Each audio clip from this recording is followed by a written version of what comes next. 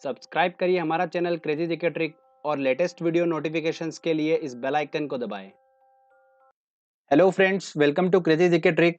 आज के इस वीडियो में हम बात कर रहे हैं प्राचीन भारत की एंशिएंट हिस्ट्री। बहुत ही इंपॉर्टेंट लेक्चर है।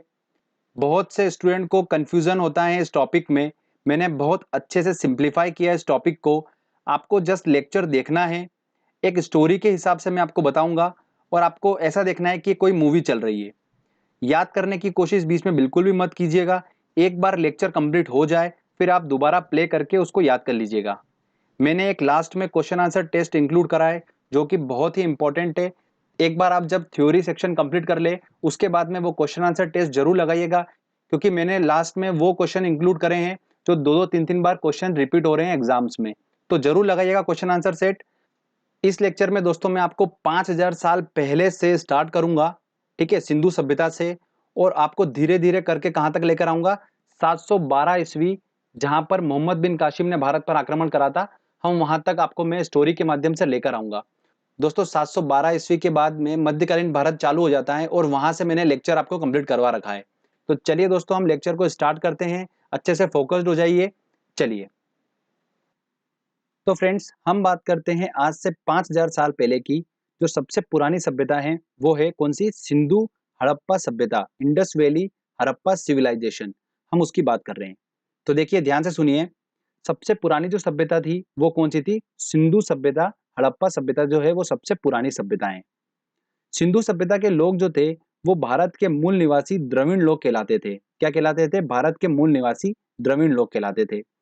अब बात आती है कि सिंधु सभ्यता की खोज हुई कैसे, पता कैसे चला इसके बारे में।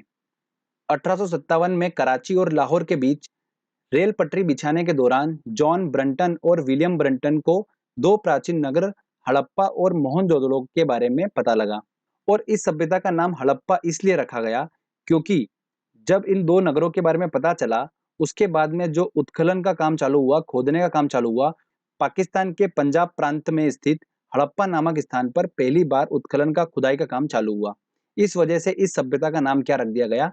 हड़प्पा सभ्यता रख दिया गया। ओके। हड़प्पा जो शहर था वो किस नदी के किनारे स्थित था? रावी नदी के किनारे स्थित था। जबकि मोहनजोदड़ो जो शहर था वो सिंधु नदी के किनारे स्थित था। चलिए दोस्तों आगे अब हम बात करते हैं। उत्खनन के फलस्वरूप बहुत सारी जानकारी प्राप्त हुई जिससे इस सभ्यता के बारे में अनुमान लगाया गया। क्या लगाया गया? देखिए तकरीबन 5000 साल पहले एक उच्च स्तरीय सभ्यता विकसित हुई थी जिसकी नगर नियोजन व्यवस्था उच्च कोटि की थी।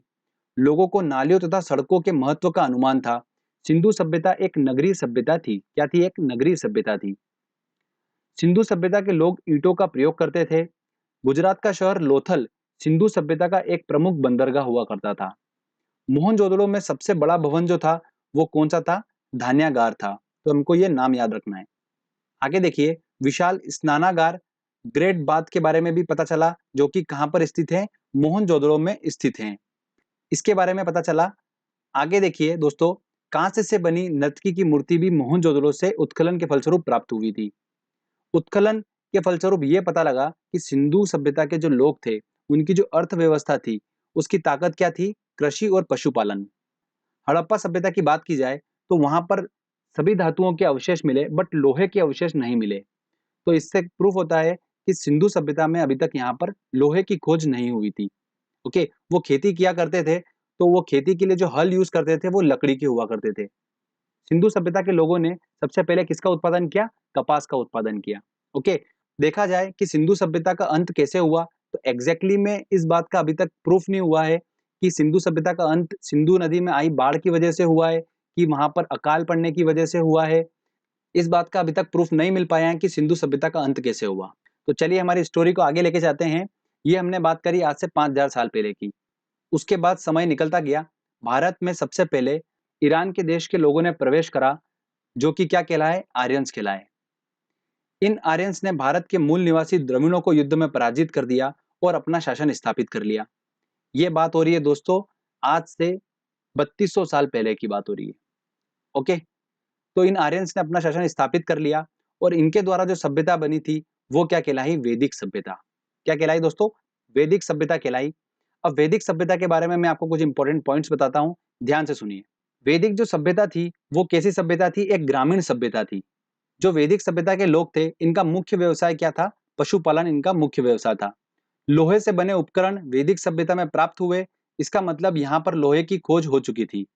घोड़ा यहाँ पर एक महत्वपूर्ण पशु था। ये आर्यंस अस्त्र शस्त्र और कवच जैसे उपकरण बनाना जानते थे। तो फ्रेंड्स, वैदिक सभ्यता से रिलेटेड आपको चीजें क्लियर हुई। सबसे पहले नगरीय सभ्यता के बारे में हमने पढ़ा, सिंधु सभ्यता जिसका अंत हुआ, उसके बाद में क्या आई? वैदिक सभ्यता आई, मतलब एक ग्रामीण सभ्यता आई। और धीरे धीरे वापस से हम कहां पर शिफ्ट हुए? नगरीय सभ्यता की तरफ शिफ्ट हुए। और भारत को 16 महाजनपदों में बांट दिया गया। अब ये 16 महाजनपद मतलब 16 राज्यों में भारत को बांट दिया गया। कौन कौन से? मगध, अंग, काशी, कौशल, वज्जी, मल्लल, जेदी, वत्स, ये 16 राज्य हैं। इन राज्यों में सबसे शक्तिशाली जो राज्य था वो कौन सा था? मगध राज्य था। ओके। और सबसे बड़े राज्य की बात की जाए तो सबसे बड़ा राज्य कौन सा था? अवंतिका राज्य था, उज्जैनी। एमपीपीएससी में क्वेश्चन बनता है ये वाला, काफी इंपॉर्टेंट है। तो दोस्तों अब बात आती है कि मैं आपको बोल रहा हूं कि मगध जो था वो सबसे शक्तिशाली था, तो ऐसा क्यों? इसका कारण ये था कि मगध जो राज्य था इसके दोनों ओर नदी बहती थी। इस वजह से यहाँ की भूमि जो थी काफी उपजाऊ थी और कृषि योग्य भूमि थी। एग्रीकल्चर यहाँ पर काफी अच्छा होता था। इस वजह से ये राज्य जो था अपने आप में सक्षम राज्य था और काफी मजबूत राज्य था। और दोस्तों, विंध्याचल श्रेणी जो है वो देखिए मैप में आपको क्लियर हो रहा होगा, मगध के पास से बिल्कुल होती हुई निकल रही है। देखिए विंध्याचल श्रेणी, श्रेणी का मतलब क्या होता है? देखिए जंगल एरिया होता है पूरा। तो मगध जो ऐसा राज्य था, उनको लकड़ियां जो थी वो अच्छी खासी प्राप्त हो जाती करती थी जंगलों से। और यहाँ के जानवर जो थे जंगल के, उनको वो अपने युद्ध में उपयोग किया करते थे। हाथियों का पहली बार युद्ध में उपयोग किस राज्य ने किया था? मगध राज्य ने ही उपयोग किया था इनका। ठीक है, ये 2015 एसएससी का क्वेश्चन था, काफी इंपॉर्टेंट है, ध्यान रखिएगा। तो इस प्रकार से दोस्तों मगध जो राज्य था वो काफी शक्तिशाली राज्य था। और दोस्तों हमारा जो प्राचीन इतिहास है वो पूरा मगध के आसपास घूमेगा। तो आप बिल्कुल ध्यान से सुनिए इस बात को। यहाँ पर बहुत सारे राजा आए, अलग अलग राजा आए।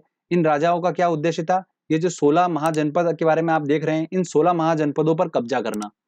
और सिर्फ एक ही ऐसा राजा था जिसने 16 महाजनपदों पर कब्जा कर लिया था, वो कौन था? सम्राट अशोक। उसके बारे में हम आगे बात करेंगे। अब एक इंपॉर्टेंट पॉइंट और सुनिए कि 16 महाजनपदों का उल्लेख एक बौद्ध ग्रंथ में किया गया है। उस बौद्ध ग्रंथ का नाम एग्जाम में अक्सर पूछा जाता है। तो वो बौद्ध ग्रंथ कौन सा है? देखिए अंगूर है। कौन सा है? अंगूर। इसके अंदर 16 महाजनपदों का उल्लेख किया गया है। अब देखिए दोस्तों, ये हमारी ट्रिक थी। जो बौद्ध ग्रंथ था उसका नाम है अंगुत्तर निकाय। क्या है दोस्तों? अंगुत्तर निकाय। आपके दिमाग में सेट हो चुका होगा अंगूर वाली इमेज। अब जब भी एग्जाम में अगर ऐसा आएगा कि 16 महाजनपदों का उल्लेख एक बौद्ध ग्रंथ में किया है, तो वो किसमें किया है? अंगूर में किया है। हमको ऐसे ध्यान रखना है, किसमें किया है? अंगूर में किया है।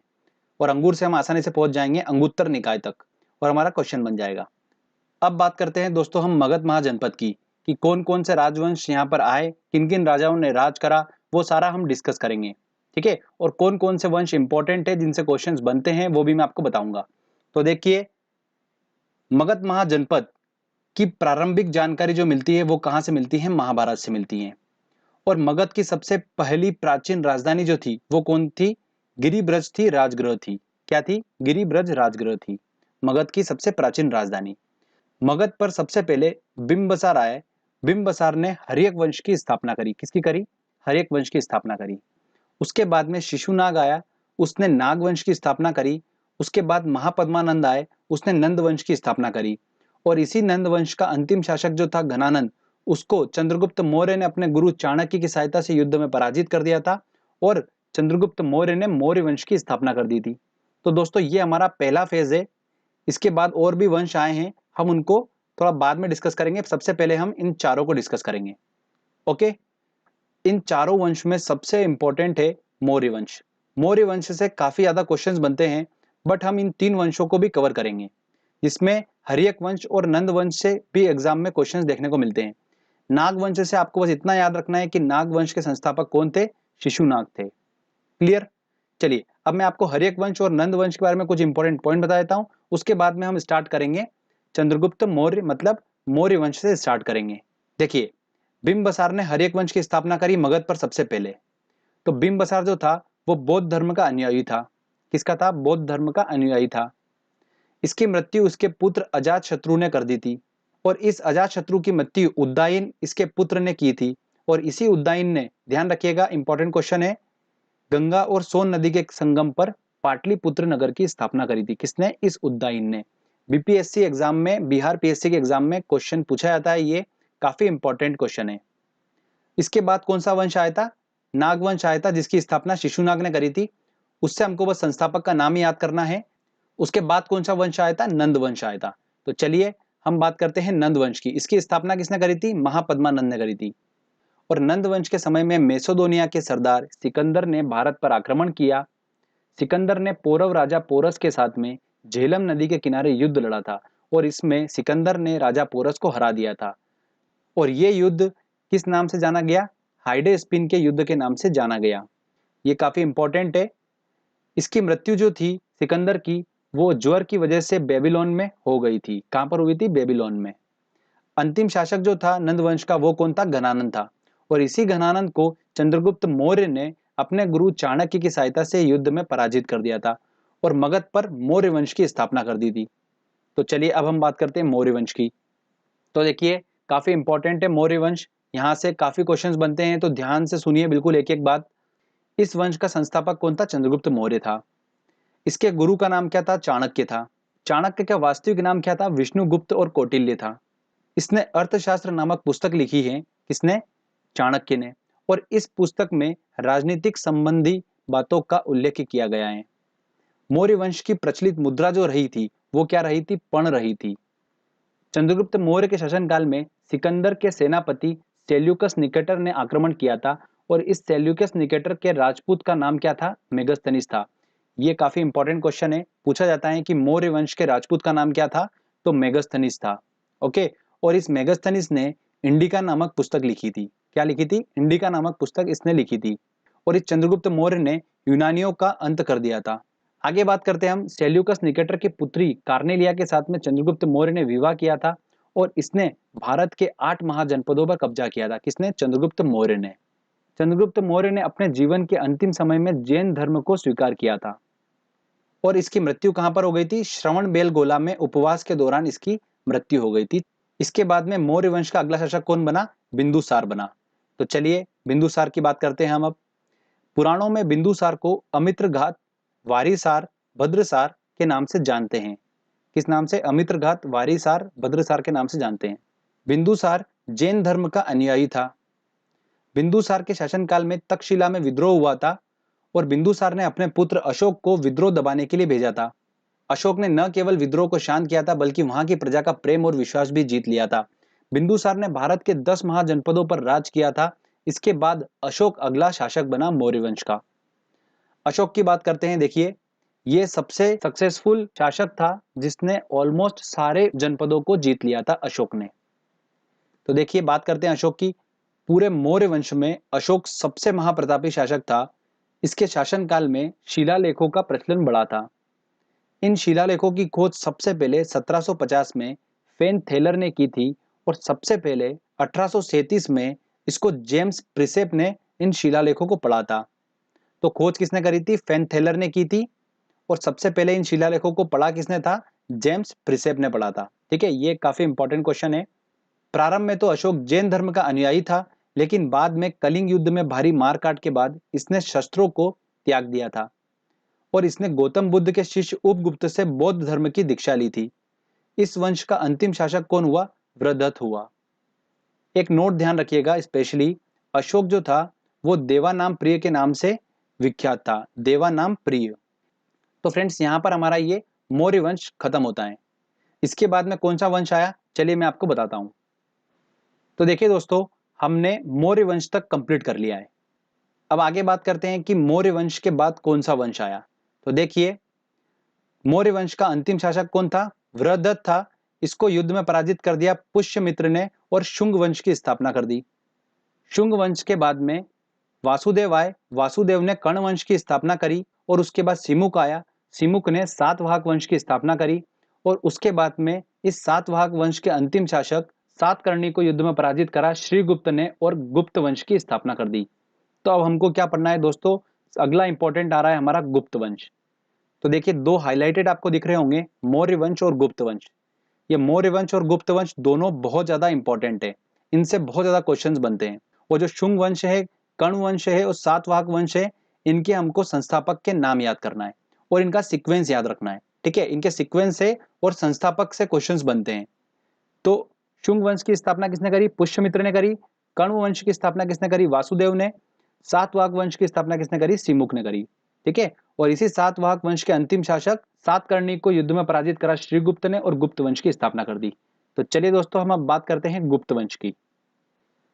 तो देखिए दोस्तों, श्रीगुप्त की बात करते हैं। श्रीगुप्त ने भारत के 6 महाजनपदों को जीता था। इसके बाद घटोत्कच आया और फिर चंद्रगुप्त प्रथम अगला शासक बना था। चंद्रगुप्त प्रथम आया। चंद्रगुप्त प्रथम ने लिच्छवी राजकुमारी देवी के साथ विवाह किया था। देखिए काफी इंपॉर्टेंट है, नाम याद रखिएगा, लिच्छवी राजकुमारी देवी के साथ विवाह किया था। इसी ने भारत में गुप्त संवत की स्थापना की थी। किसने? चंद्रगुप्त प्रथम ने। लिच्छवी राजकुमारी देवी का जो पुत्र था समुद्रगुप्त, वो चंद्रगुप्त प्रथम के बाद में अगला शासक बना। तो चलिए हम बात करते हैं अब समुद्रगुप्त की। समुद्रगुप्त संगीत प्रेमी था और इसने अपने सिक्कों पर वीणा बजाती हुई देवी की मूर्ति अंकित की थी।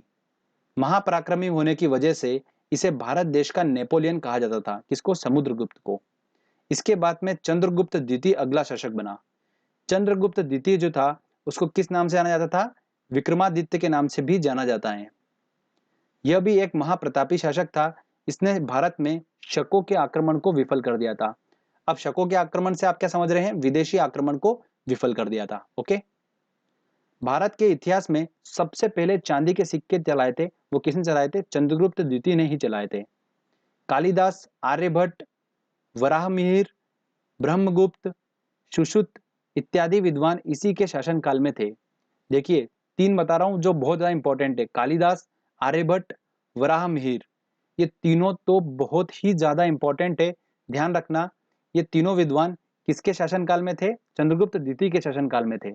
और इनसे रिलेटेड कुछ इंपॉर्टेंट पॉइंट्स बता रहा हूं, वो देख लीजिए। आर्यभट्ट जो थे वो खगोल वैज्ञानिक और गणितज्ञ थे और आर्यभट्ट ने सूर्य सिद्धांत की रचना की थी। किसकी? सूर्य सिद्धांत। अगला पॉइंट सुनिए, वराहमिहिर जो थे वो एक क्या थे? खगोल शास्त्री थे। ये एसएससी 2011-15 का क्वेश्चन है, 2 बार रिपीट हुआ है। आगे देखिए, कालिदास ने मेघदूतम और कुमार संभव की रचना की है। किसकी? मेघदूतम और कुमार संभव की। चंद्रगुप्त द्वितीय का शासनकाल भारतीय इतिहास का स्वर्ण काल कहलाता है। इसके बाद में अगला शासक कौन बना? कुमारगुप्त। कुमारगुप्त की बात करते हैं तो देखिए, नालंदा यूनिवर्सिटी की स्थापना किसने करी थी? कुमारगुप्त ने ही की थी। इसके बाद स्कंदगुप्त अगला शासक बना। स्कंदगुप्त की बात करते हैं तो इसने भारत में सबसे ज्यादा कृत्रिम झीलों का निर्माण कराया था। किसने? स्कंदगुप्त ने। इस वंश का अंतिम शासक कौन हुआ था? भानुगुप्त हुआ था। तो फ्रेंड्स, यहाँ पर हमारा ये गुप्त वंश जो है वो खत्म होता है। जो हम गुप्त वंश की बात कर रहे थे, ये गुप्त वंश का समय चल रहा था 250 ईस्वी से लेकर 500 ईस्वी तक। तो हम 500 ईस्वी तक तो आ गए। अब देखिए इसके बाद हमारा एक छोटा सा सेक्शन बच रहा है। वो क्या बच रहा है? दक्षिण भारत के राजवंश, जैसे चालुक्य वंश, चोल वंश, ये सारे जो वंशज हैं, इन सबको हम, दक्षिण भारत के जितने भी राजवंश है, इनको हम एक सेपरेट लेक्चर में कवर करेंगे विद क्वेश्चन आंसर टेस्ट के साथ में। ओके, चलिए आगे हम बात करते हैं अब कुछ इंपॉर्टेंट पॉइंट्स की जो कि हमको पता होना चाहिए। भारत में वेदों की संख्या कितनी है? 4 है। वेद शब्द का मतलब क्या है? ज्ञान है। क्या है वेद शब्द का मतलब? ज्ञान। अब देखिए 4 जो वेद है वो कौन कौन से, हमको डिस्कस कर लेते हैं। ऋग्वेद, ये सबसे प्राचीनतम वेद है और इसे संस्कृत भाषा का जनक माना जाता है। किसको? ऋग्वेद को। गायत्री मंत्र की रचना ऋग्वेद से ही की गई है। इसमें 10 मंडल व 1028 सूक्त हैं। ये 1028 दिमाग में छप जाना चाहिए। ठीक है। साम्यवेद की बात करते हैं तो इसको भारतीय संगीत का जनक माना जाता है। साम्यवेद को भारतीय संगीत का जनक माना जाता है। अगला बात करते हैं हम यजुर्वेद की। इसमें कृष्ण की उपासना का उल्लेख मिलता है यजुर्वेद में। और सबसे लास्ट आता है अथर्ववेद।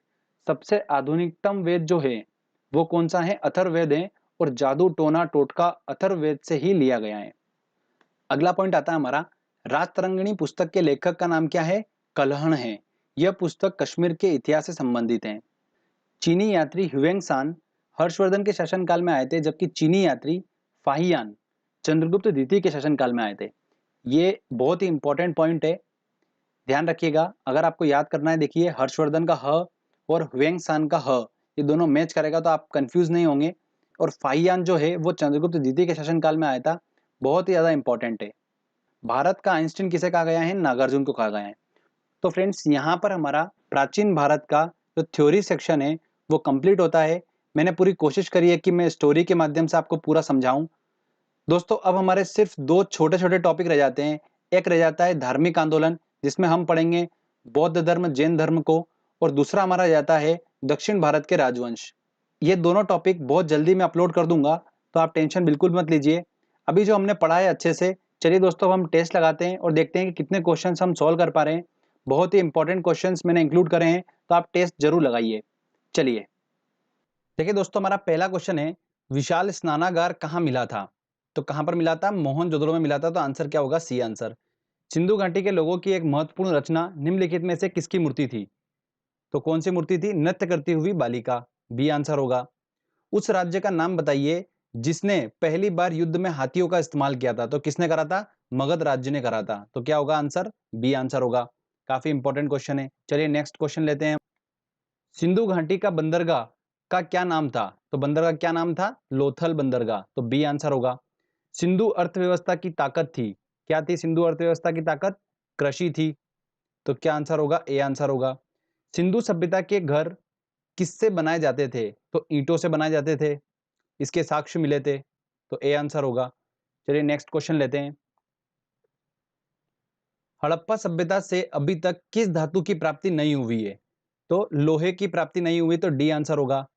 देखिए कथन ए बोल रहा है हड़प्पा तथा मोहनजोदड़ो अब विलुप्त हो गए हैं, ये बिल्कुल सही बात है। कथन आर बोल रहा है कि वे उत्खनन के दौरान प्रकट हुए, बिल्कुल सही। तो आर जो है वो ए की सही स्पष्टीकरण कर रहा है। तो देखिए ए और आर दोनों सही हैं। आर ए का सही स्पष्टीकरण कर रहा है, मतलब ए आंसर होगा। नेक्स्ट क्वेश्चन देखिए, प्रसिद्ध गायत्री मंत्र कहां से लिया गया है? तो कहां से लिया गया है? ऋग्वेद से लिया गया है। तो ए आंसर होगा। ठीक है, नेक्स्ट क्वेश्चन लेते हैं। किसकी सेना ने ग्रीक शासक सिकंदर के साथ झेलम नदी पर युद्ध लड़ा था? तो किसने लड़ा था? पोरस ने, राजा पोरस ने लड़ा था।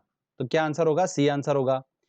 अगला क्वेश्चन देखिए, निम्नलिखित मगध के राजवंशों को क्रमानुसार अपने को जमाना है। देखिए नंद वंश, शिशुनाग वंश, मौर्य वंश और हर्यक वंश। सबसे पहले हर्यक वंश की स्थापना करी थी, उसके बाद शिशुनाग वंश, फिर नंद वंश और मौर्य वंश। तो 4-2-1-3, 4-2-1-3 मतलब बी आंसर होगा। ठीक है फ्रेंड्स, चलिए नेक्स्ट क्वेश्चन लेते हैं। बिंदुसार के शासन के दौरान अशांति कहां पर हुई थी? तो बिंदुसार के शासन के दौरान अशांति कहां पर हुई थी? तक्षशिला में हुई थी। उसके बाद बिंदुसार ने अशोक को वहां पर भेजा था। तो क्या होगा आंसर? ए आंसर होगा। चंद्रगुप्त मौर्य ने अपने अंतिम दिन कहां गुजारे थे? तो चंद्रगुप्त मौर्य ने अपने अंतिम दिन कहां गुजारे थे? श्रवण बेलगोला में गुजारे थे। डी आंसर होगा। देवानाम प्रिय के नाम से कौन विख्यात हैं? तो कौन विख्यात है? देखिए दोस्तों अशोक विख्यात था, मैंने आपको बताया था। तो क्या आंसर होगा इसका? बी आंसर होगा। चलिए नेक्स्ट क्वेश्चन लेते हैं हम। इंडिका किसने लिखी है? इंडिका पुस्तक किसने लिखी है? देखिए मेगस्थनीज ने लिखी है। तो क्या आंसर होगा? ए आंसर होगा। मौर्य दरबार में ग्रीस के राजदूत का क्या नाम था? तो क्या नाम था राजदूत का? नाम मेगस्थनीज था। अशोक ने किस बौद्ध साधु से प्रभावित होकर बौद्ध धर्म को अपनाया था? तो उसने उपगुप्त से शिक्षा ली थी, मतलब इसका आंसर क्या होगा? बी आंसर होगा। चलिए नेक्स्ट क्वेश्चन लेते हैं। अर्थशास्त्र के लेखक किसके समकालीन थे? तो देखिए अर्थशास्त्र के लेखक जो था वो कौन था? चाणक्य था। और चाणक्य जो था वो किसके समकालीन थे? चंद्रगुप्त मौर्य के। तो क्या आंसर होगा इसका? बी आंसर होगा। अगला क्वेश्चन है, किस प्रसिद्ध शासक को शिलालेखों का जनक कहा जाता है? तो किसको कहा जाता है? अशोक को कहा जाता है। एक बात और ध्यान रखिएगा, इन शिलालेखों को किस लिपि में लिखा गया है? ब्राही लिपि में। ठीक है, ये भी हमको पॉइंट ध्यान रखना है। मौर्य वंश के तत्काल बाद किस वंश ने आकर राज किया था? तो मौर्य वंश के बाद कौन सा वंश आया था? देखिए दोस्तों शुंग वंश आया था उसके बाद में। उसके बाद आया था कौन सा? कर्ण वंश आया था। उसके बाद सातवाहक वंश आया था। तो आंसर क्या होगा इसका? बी आंसर होगा। ठीक है, इस सीक्वेंस से भी क्वेश्चंस पूछते हैं, इसलिए आप सीक्वेंस भी ध्यान रखिएगा। नेक्स्ट क्वेश्चन लेते हैं। विक्रमादित्य के नाम से जाना जाता है, किसको जाना जाता है? चंद्रगुप्त द्वितीय को जाना जाता है। लिच्छवी दोहित्र किसे कहते हैं? देखिए लिच्छवी दोहित्र किसे कहते हैं? देखिए लिच्छवी नामक राजकुमारी से किसने विवाह किया था? चंद्रगुप्त प्रथम ने किया था। और लिच्छवी राजकुमारी का जो पुत्र था वो कौन था? समुद्रगुप्त था। इसलिए समुद्रगुप्त को ही लिच्छवी दोहित्र के नाम से जाना जाता है। तो सी आंसर होगा। भारत देश का नेपोलियन किसे कहा जाता है? समुद्रगुप्त को कहा जाता है। तो सी आंसर होगा। चलिए नेक्स्ट क्वेश्चन लेते हैं। प्रसिद्ध चीनी यात्री फाहियान किसके शासनकाल के दौरान भारत आया था? तो फाहियान किसके शासनकाल के दौरान आया था? चंद्रगुप्त द्वितीय के शासनकाल के दौरान। तो डी आंसर होगा। मेघदूत के रचयिता कौन है? देखिए मेघदूत और कुमार संभव की रचना किसने करी थी? कालिदास ने करी थी। तो ए आंसर होगा। अगला क्वेश्चन देखिए, वराहमिहिर थे, वराहमिहिर कौन थे? एक खगोल शास्त्री थे। तो क्या आंसर होगा दोस्तों इसका? सी आंसर होगा। चलिए नेक्स्ट क्वेश्चन लेते हैं हम। ऋग्वैदिक आर्यों का मुख्य व्यवसाय क्या था? तो ऋग्वैदिक आर्यों का मुख्य व्यवसाय क्या था? पशुपालन था। तो बी आंसर होगा। निम्न में से कौन एक बौद्ध ग्रंथ 16 महाजनपदों का उल्लेख करता है? तो कौन करता है दोस्तों? अंगुत्तर निकाय करता है। तो इसका आंसर क्या होगा? ए आंसर होगा। मगध के किस राजा ने राज्य के लालच में अपने पिता की मृत्यु कर दी थी? तो किसने करी थी? अजातशत्रु ने करी थी। बिंबिसार की हत्या कर दी थी इसने। तो क्या आंसर होगा? बी आंसर होगा। चलिए नेक्स्ट क्वेश्चन लेते हैं। अशोक के शिलालेखों को पढ़ने वाला प्रथम अंग्रेज कौन था? तो पढ़ने वाला कौन था प्रथम अंग्रेज? देखिए खोज किसने करी थी? फेन थेलर ने करी थी। और पढ़ने वाला पहला कौन था? जेम्स प्रिसेप था। तो आंसर क्या होगा? सी आंसर होगा। ठीक है, तो कंफ्यूज मत होइएगा, काफी इंपॉर्टेंट क्वेश्चन है ये, एग्जाम में पूछा जाता है। तो फ्रेंड्स जो मैंने आपको ये क्वेश्चंस करवाए हैं ये काफी इंपॉर्टेंट क्वेश्चन है, सारे बार बार एग्जाम में रिपीट हो जाते हैं क्वेश्चन ये। तो आई होप आपने सारे क्वेश्चन सॉल्व कर लिए होंगे। तो फ्रेंड्स हमने टॉपिक को पहले अच्छे से समझा, उसके बाद में हमने एक very important question answer test भी लगाया।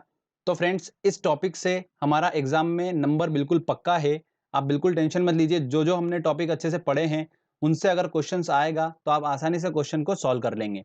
तो फ्रेंड्स अगर आपको वीडियो अच्छा लगा है तो जल्दी से इस वीडियो को लाइक करिए, दोस्तों के साथ शेयर करिए और कमेंट करके बताइए आपको वीडियो कैसा लगा। अगर आपने अभी तक चैनल को सब्सक्राइब नहीं करा है तो प्लीज़ चैनल को सब्सक्राइब कर लीजिए, क्योंकि इस तरीके के जब भी वीडियो मैं अपलोड करूंगा आपको उसका बेनिफिट मिलता रहेगा। मिलते हैं दोस्तों अगले वीडियो में। जय हिंद, जय भारत।